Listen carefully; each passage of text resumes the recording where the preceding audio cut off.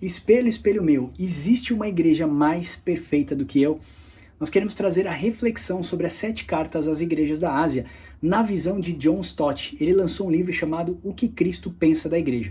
Nós fizemos uma adaptação e queremos trazer esse estudo incrível para você entender definitivamente o que é que Cristo pensa da sua igreja. Bora lá para frente do computador que eu quero mostrar isso para vocês na prática.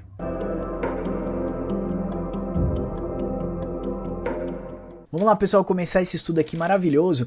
Lembrando, antes de mais nada, que esse e-book está na descrição desse vídeo. Olha que maravilha, espelho, espelho meu, existe uma igreja mais perfeita do que eu. É uma adaptação do livro de John Stott chamado O que Cristo Pensa da Igreja. Max, como assim o que Cristo pensa da igreja? Para termos um raio-x da igreja pós-modernidade, da igreja de hoje, precisamos olhar para o passado, para ver a carta que Jesus direcionou às 7 igrejas da Ásia, lá no capítulo 2, capítulo 3 de Apocalipse. E eu vou te explicar por que essa carta é uma janela. Essa janela do passado transcende para a igreja do futuro e ela se aplica muito bem à igreja atual de Cristo, ok? Em todas as gerações, obviamente, né? Esses 2.000 anos de história, mas para nós agora ela nunca foi tão vívida, tão forte essa mensagem pra gente. Olha só, se você se tornar membro aqui no YouTube, eu vou deixar não só esse e-book, mas eu vou deixar também para você um link do nosso Drive lá para você pegar diversos outros e-books maravilhosos que nós temos feito.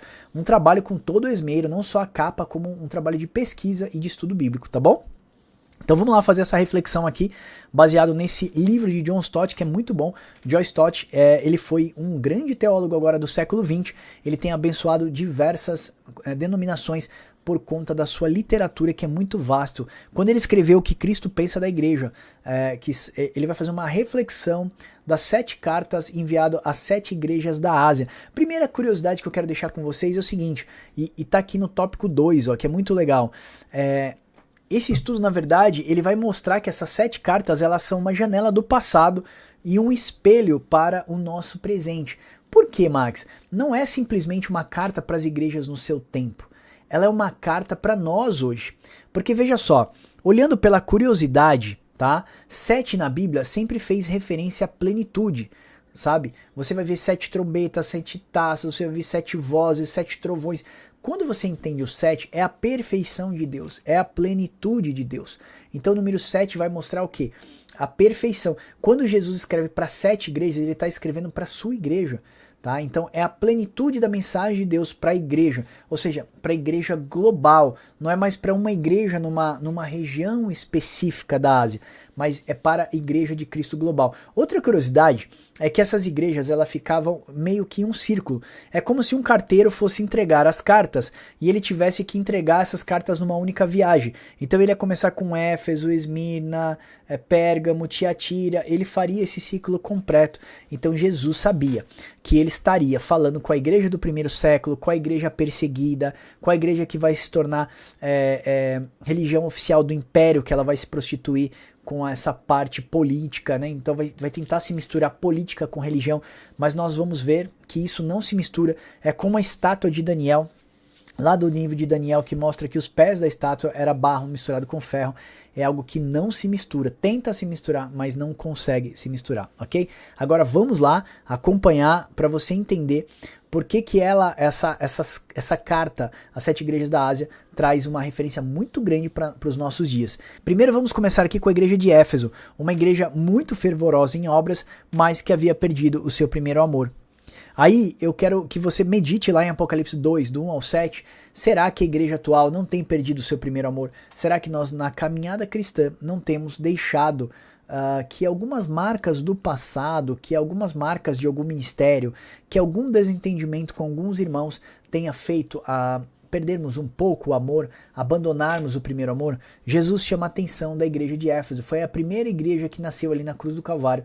Jesus fala, olha, lembre-te do teu primeiro amor. Então a primeira exortação e a primeira reflexão que nós temos para a igreja pós-moderna é: lembra-te do teu primeiro amor. A segunda igreja que foi enviada a carta é Esmirna. E se fosse uma linha do tempo, em 2000 anos de história da igreja, a Esmirna era a igreja perseguida.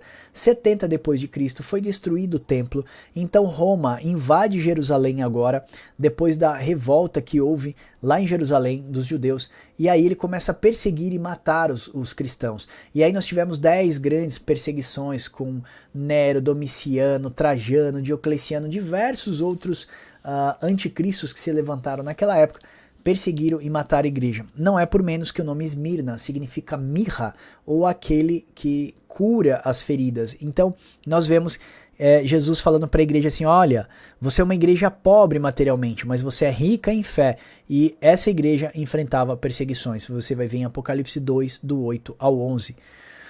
Uma curiosidade é que o bispo de Policarpo de Esmirna, ele foi martirizado e morto lá em Esmirna mesmo, em 156 depois de Cristo. Nessas grandes 10 perseguições, Policarpo foi ele morreu como mártir, e ele foi evangelizado pelo apóstolo João. Nós temos aí na patrística um livro de Policarpo de Esmirna, uma carta de Policarpo de Esmirna. Agora veja, ele está sendo perseguido e ele seria martirizado e morto mais à frente. Então o que Jesus fala para ele? Jesus manda uma carta dizendo que eles eram fervorosos em obras, ou seja, eles eram pobres na questão financeira, mas eles eram ricos em fé e fervorosos, e Jesus vai falar exatamente isso com eles, vai elogiar a sua fé e o seu amor. E aí eu digo para você, será que nós temos aberto mão das nossas riquezas, dos nossos bens aqui no mundo para servirmos uns aos outros como a igreja do primeiro século? Será que quando somos perseguidos não negamos a nossa fé, como foi a igreja em Esmirna, quando essa carta chega para eles, né, das 7 igrejas da Ásia nos primeiros séculos? É incrível para a gente fazer meditação. Terceira igreja, a igreja de Pérgamo,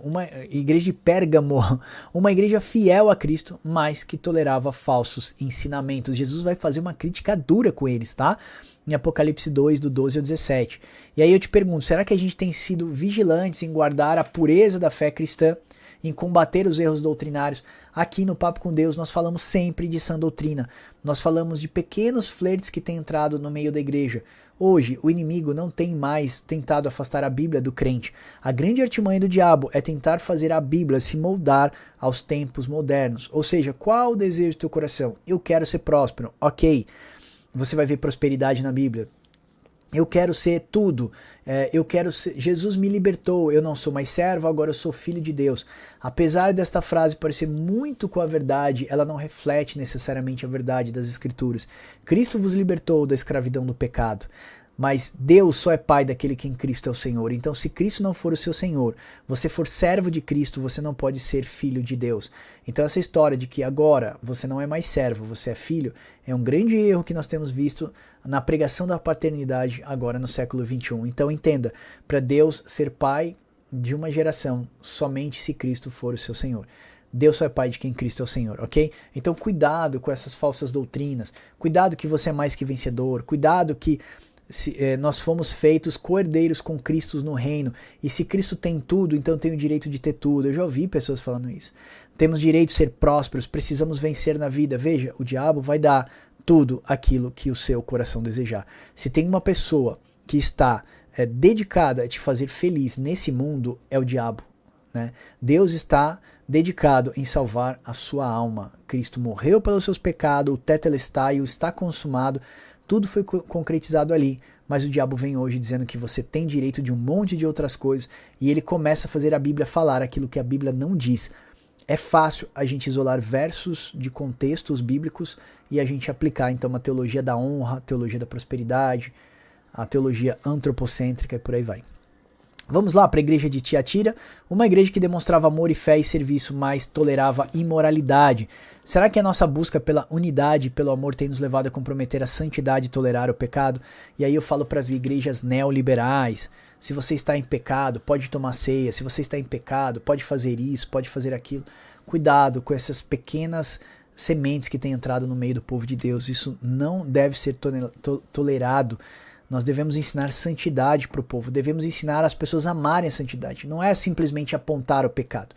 Devemos dar nome ao pecado, óbvio. A Bíblia nunca negou isso. Grandes homens de fé que caíram em prostituições, adultérios, todos eles foram denunciados e eles sofreram as consequências. A questão é que a igreja tem tolerado isso. Os líderes religiosos têm também caído em pecado e a igreja tem abafado isso. Esse é um grande erro dos nossos dias também. Eu não vou entrar muito afinco porque a ideia aqui é a gente trazer uma reflexão sobre as 7 igrejas da Ásia, mas tem muita coisa para falar de moralidade no meio do povo de Deus. A igreja de Sardes, uma reputação, olha lá, uma igreja com uma reputação de viva, mas a realidade é que ela estava morta espiritualmente. A nossa fé genuína é genuína ou é apenas uma fachada? Será que as nossas obras são completas aos olhos de Deus? Será que temos feito as coisas para o reino de Deus ou temos feito as coisas com a intenção de os homens baterem palmas para nós? Qual será a real vocação da nossa fé? Queremos verdadeiramente estar com o Senhor pela eternidade ou temos feito por alguma benesse aqui no mundo? Será que a gente prega ou a gente faz um curso porque a gente está interessado simplesmente em ganhar um dinheiro ou porque a gente quer edificar pessoas? Pense nisso, em nome de Jesus. A igreja de Filadélfia, uma igreja fiel que aproveitava as oportunidades de evangelização apesar de suas limitações, em Apocalipse 3, do 7 ao 13. A pergunta é, estamos dispostos a sair da nossa zona de conforto e proclamar o evangelho? Aqui no Papo com Deus eu sempre falo que nós somos uma comunidade, nós somos uma igreja em movimento, não somos simplesmente um canal de internet, nossa fé é em ação. Temos aqui um projeto chamado Aliança Brasil e Angola, em que nós estamos aliançados com pastores, nós financiamos projetos e missões em tribos indígenas, que a mensagem chega depois de 400, 500 quilômetros da capital de Angola, com bíblias, materiais, alimento, chinelos, roupas e a pregação da palavra de Deus. Temos conseguido implantar o reino de Deus em algumas tribos e ainda temos alguns projetos muito grandes para o futuro, projetos até de abertura de igreja, Instituto Bíblico Discipular em Angola, vem muita coisa por aí. Então vamos dizer, como a igreja de Filadélfia, ser uma igreja que aproveita todas as oportunidades, não simplesmente aqui no YouTube, nos newsletters, no Café e Teologia que a gente envia, mais de 1 milhão de downloads dos nossos e-books, o nosso site com mais de 90 estudos bíblicos, 12 mil pessoas estudando no Instituto Bíblico Discipular.com.br gratuitamente. Então, irmãos, vamos aproveitar todas as ferramentas que o Senhor nos proporcionou. E a última igreja é a igreja de Laodiceia. Se eu fosse comparar 7 igrejas com 7 períodos, desde da ascensão de Cristo aos céus, né? Cristo morre na cruz do Calvário, ascende aos céus e começa a igreja ali em Atos. Se eu for pegar de Atos até agora e colocar 7 tempos, 7 períodos, a primeira igreja, a igreja perseguida que foi Esmirna, a igreja que se tornou religião oficial do império, e a gente fosse evoluindo, nós teríamos a Laodiceia como a última igreja, ou a igreja da última hora, a última igreja dos últimos tempos. Ela é uma igreja que era rica materialmente, mas espiritualmente ela precisava se arrepender da sua autossuficiência. Jesus fala para essa igreja, olha, você se sente rica, mas você está pobre, porque ela se sentia rica de grana, era uma igreja suntuosa. Como são nossos templos hoje? Templos lindos, com ar-condicionado, melhores canhões de luz, melhores painéis LEDs, não é isso? Os melhores louvores. Eu vi Danduque dando uma entrevista esses dias dizendo, nunca tivemos louvores tão lindos na igreja do Senhor, mas ao mesmo tempo o Senhor Jesus não tem recebido, é como se Jesus virasse de costas para a igreja. O que está acontecendo? Quais são as intenções dos nossos louvores, das nossas orações? Vale uma reflexão. Essa igreja, ela achava que enxergava muito e Jesus fala, você está cega.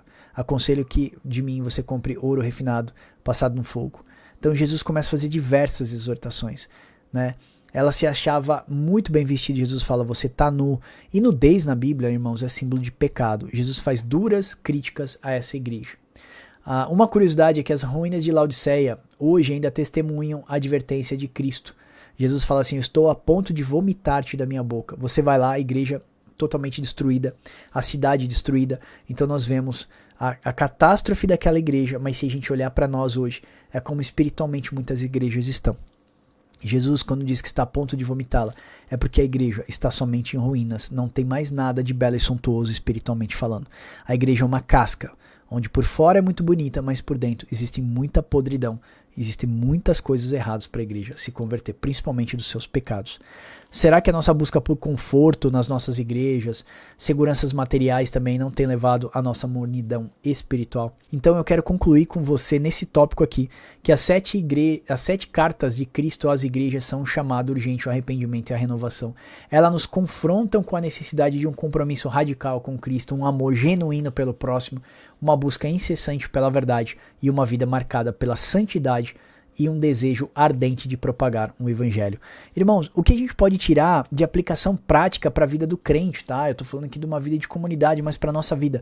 Primeiro ponto aqui embaixo, eu sempre vou deixar nos estudos quando eu puder uma aplicação prática.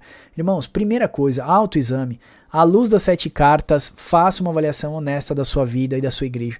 Quais são os pontos fortes e os fracos que nós precisamos melhorar? Ei pastor, se você estiver vendo essa, ei missionário, ei presbítero, ei diácono, faça um autoexame da sua igreja também. Ação, vamos tomar então medidas concretas para alinhar aos padrões de Deus, buscar um relacionamento mais íntimo com Cristo para fortalecer a nossa fé e praticar a nossa santidade, servindo sempre ao próximo e participando da missão e da igreja de Cristo. Finalizando, o que realmente importa, irmãos, não é o que o mundo pensa da igreja, mas o que Cristo pensa dela, que possamos nos espelhar nas palavras de Cristo às 7 igrejas e buscar a sua aprovação em tudo o que fazemos. Eu comecei esse estudo dizendo, espelho, espelho meu, existe uma igreja mais perfeita do que eu? Muitas pessoas falam isso, mas não tem um reflexo real daquilo que é a sua igreja. É como eu queria colocar, né, uma mulher segurando um espelho na mão e olhando para ela o reflexo.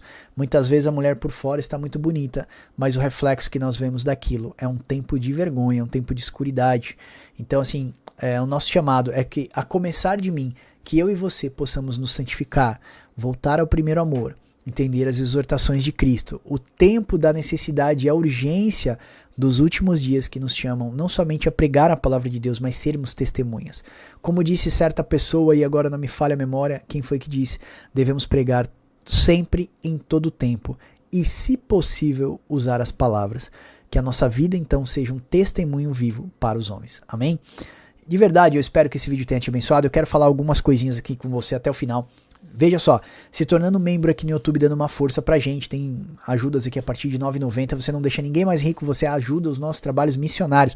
Lembrando que o YouTube vai com 40%, tá, de qualquer ajuda que vocês dão aqui no canal, mas ajude-nos aqui no YouTube, nós precisamos crescer nosso número de membros.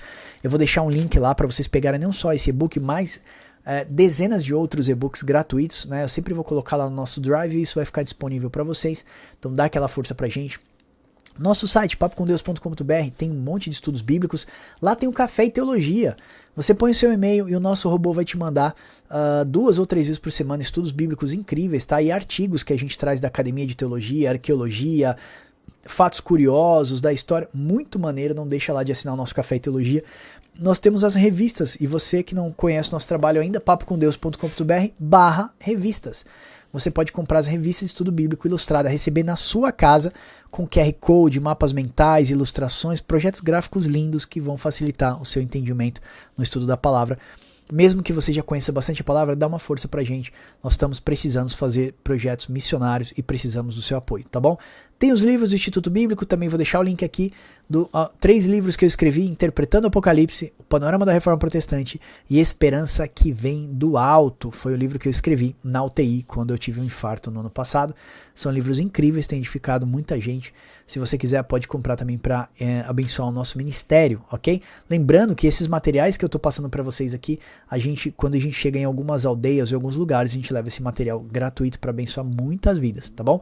Então, dá um apoio para o nosso ministério. Max, eu quero ser um apoiador do Papo com Deus. Chama a gente no WhatsApp, em qualquer um dos grupos. Lá no nosso site tem um link para você entrar nos grupos de WhatsApp. Chama o administrador, fala que você quer dar uma força pra gente. Você vai ter o nosso celular pessoal diretamente com vocês, porque nós precisamos de apoiadores para as obras que nós temos feito no Brasil, África e em Portugal. Amém?